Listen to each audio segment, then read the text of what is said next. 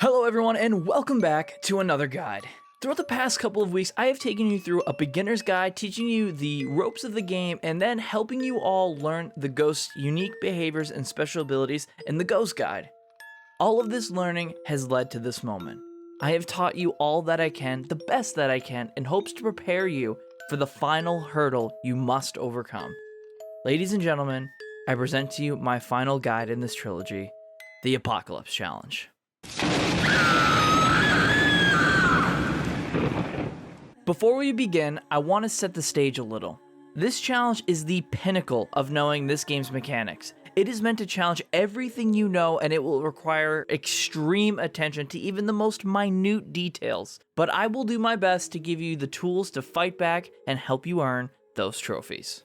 So, what are the rules you must follow in order to achieve the trophies? Well, first, you must be able to create a custom difficulty, meaning you have to be at least level 50. Then, you must play on single player on the Sunny Meadows Mental Institution, and before you ask, no, it cannot be the restricted version, I'm sorry. Next, you must correctly identify the ghost. Then, you have to complete all 3 secondary objectives. After that, you need to obtain a ghost photo. Any number of stars will do. Finally, you must survive the investigation. Easy, right? No. So those are the rules to actually complete the Apocalypse Challenge, but there are 3 trophies you can achieve. For starters, you can get the easiest, and I do use that term lightly, the Bronze Trophy. In order to do so, you must set the difficulty to a ×6 multiplier, or use the presets if you can't be bothered. The next trophy is the Silver Trophy, which requires you to complete everything with a ×10 multiplier. Finally, we have the Gold Trophy, which demands a steep ×15 multiplier, which is basically everything that hinders you and boosts the ghost is now active.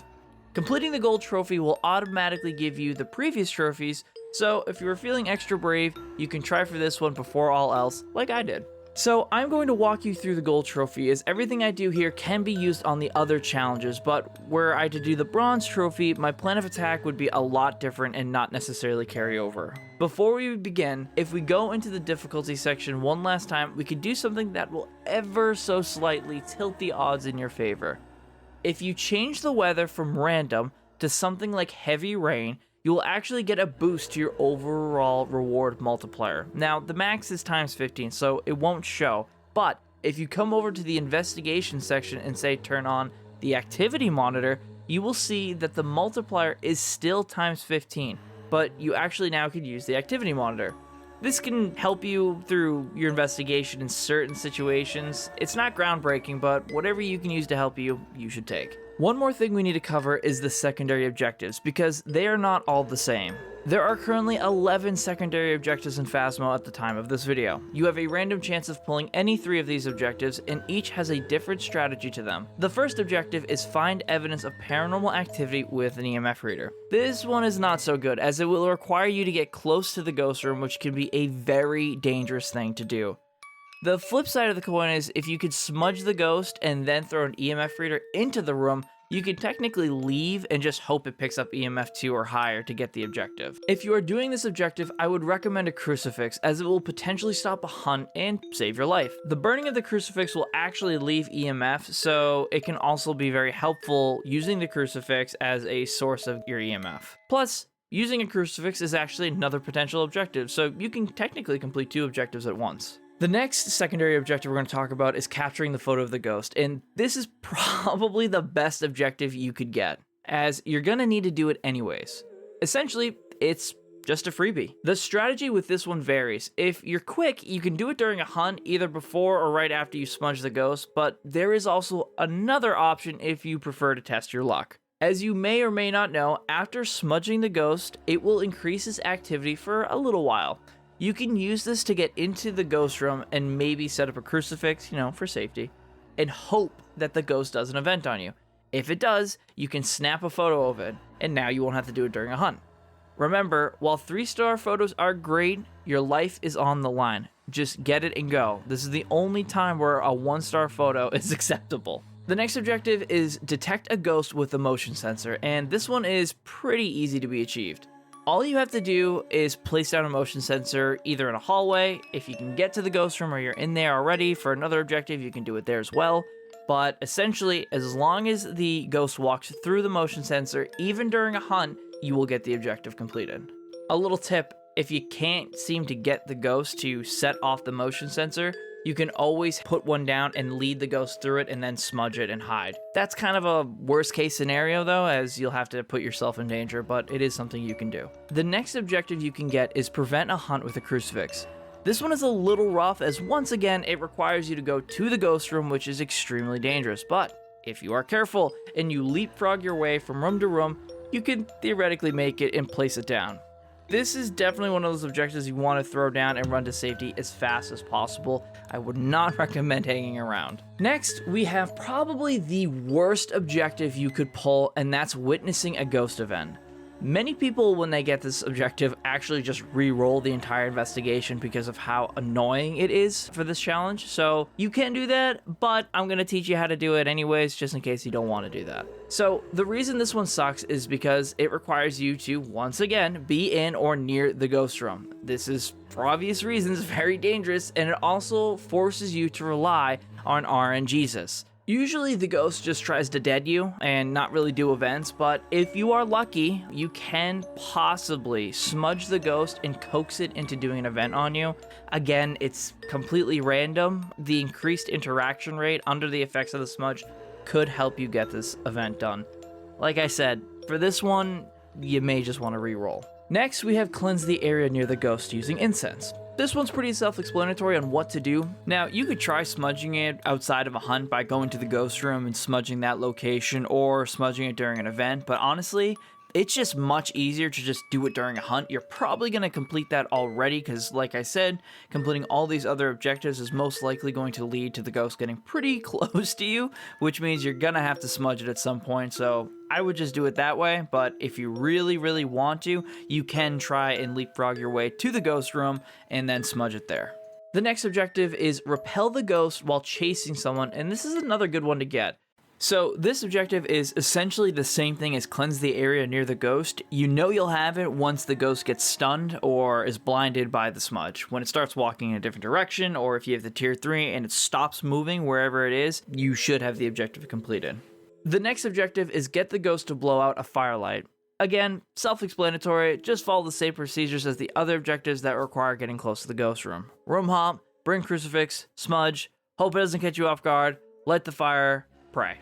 Next objective is have a team member escape during a hunt. Now, this is essentially the same exact thing as repel the ghost, except this one, you actually don't have to smudge it. So you can keep your distance and peek out, say, on the other end of a hallway, show yourself to the ghost, and then immediately break line of sight and hide.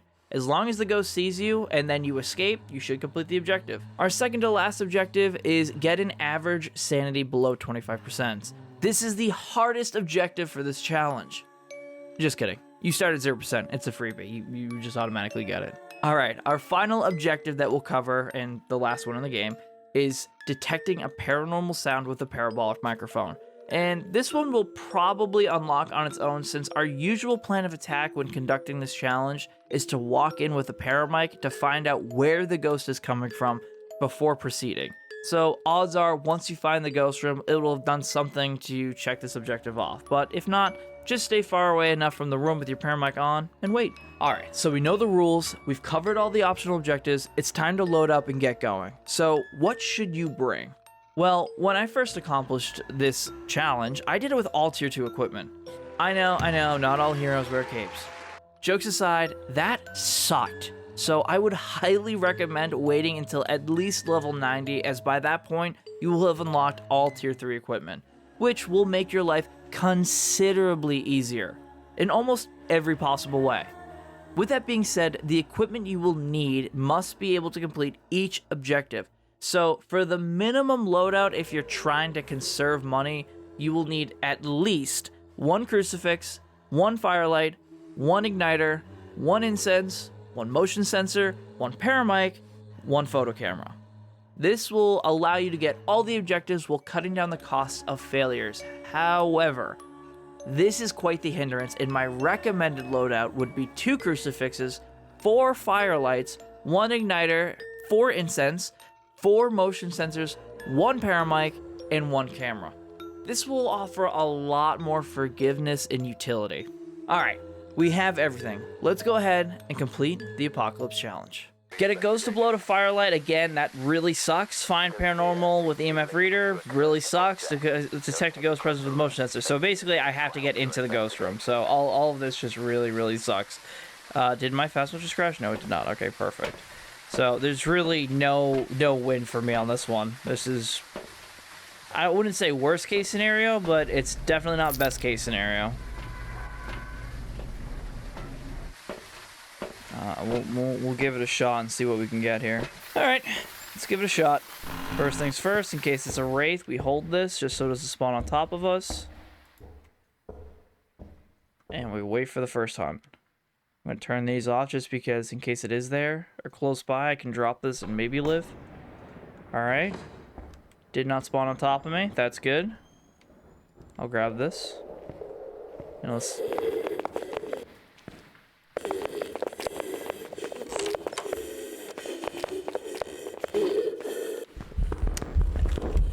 It's a Deogen. So I'm gonna do that. All right, this is, I don't think this counts because this is way too easy. But yeah, this is just straight up a Deogen. All you have to do on this one, unless it's a mimic, which would be hilarious. Please open the door. Oh, thanks. You actually opened the door for me. I appreciate that. Yeah, this is gonna be like the easiest one ever.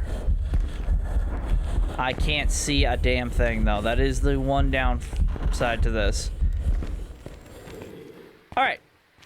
Well, here's the train of thought. This is gonna go either of two ways. Either it's truly a Deogen, in which we are extremely lucky, and basically it's a freebie. We just won the Apocalypse Challenge, or it's a mimic and it's a freebie, and well, not necessarily a freebie because I still have to get a ghost photo of it.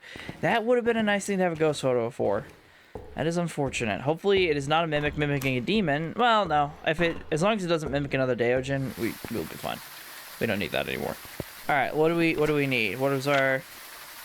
somehow it blew out a firelight. Oh, you know what? So in the church, that actually does count, the candles. So that's convenient. A motion sensor we can set up, and an EMF reader we can try and set up. I don't know how that one's gonna work. I don't think we can't get that one during a hunt, so we'll see. You know what? I have another idea. All right, never mind. I will not do that then.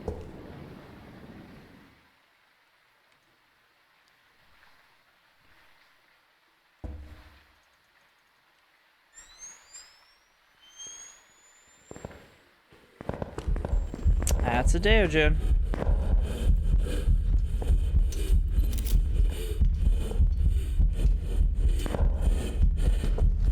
I'm gonna do it again. Don't die. Oh, thank God. Okay. The only thing I didn't grab was the EMF reader. I really wanted to do that. I don't think that's gonna work now. I think I have to do another hunt, which is all right. I just had to make like a little choke point there.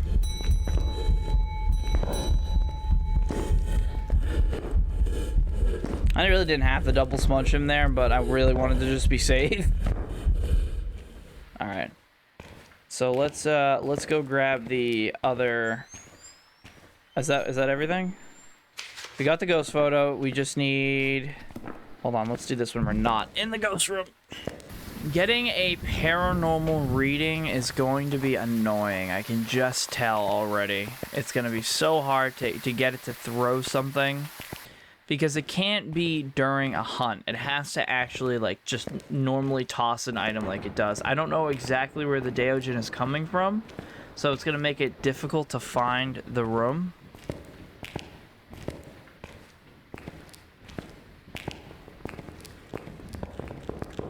There he comes. Brother, you are way too fast for your own good, and it freaks me the fuck out.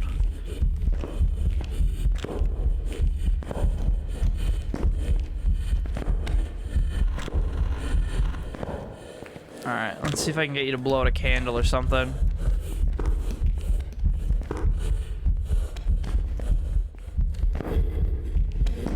We're gonna have to get closer to the ghost room.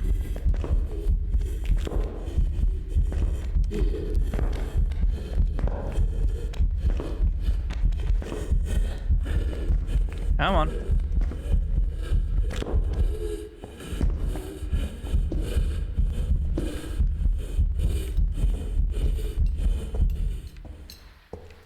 Alright, none of that counted for interactions, figures.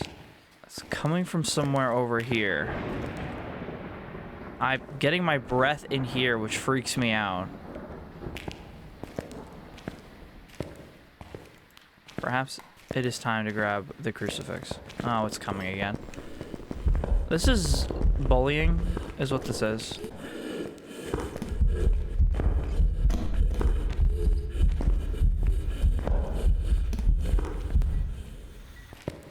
There it is.